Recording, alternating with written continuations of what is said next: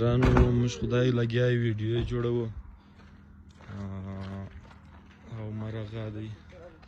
بیګ بوس خو نو دا ټیم کور ته بیده دی آرام کوي او دا دی پسونه هم را روان دي اوس دا شپانه سره زموږ څه کار دی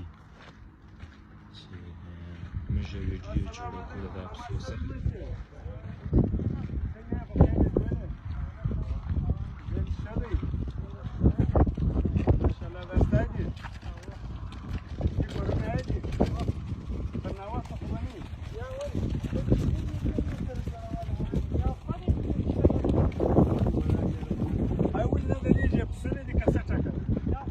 پسو ودرېږي څه د پسو چمونه کوي